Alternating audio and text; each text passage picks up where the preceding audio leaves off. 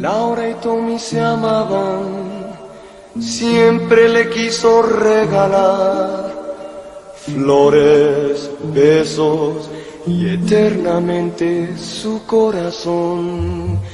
Un día domingo un anuncio leyó y en su auto él quiso correr.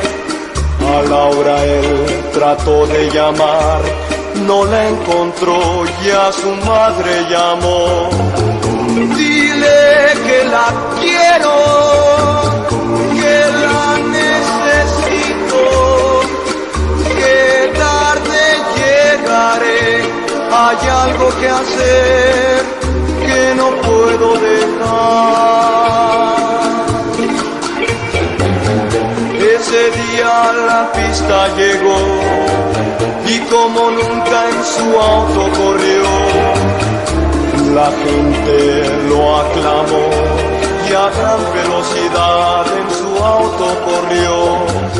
Nadie supo lo que sucedió, pero el auto de Tommy volcó en llamas y herido aún lloró. Con débil voz alcanzó a decir: dile que la quiero, que la necesito, no debe de llorar, que nuestro amor no morirá.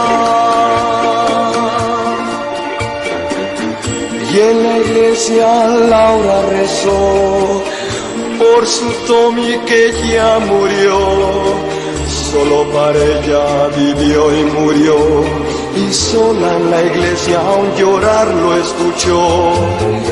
Dile que la quiero, que la necesito, no debe de llorar, que nuestro amor no morirá.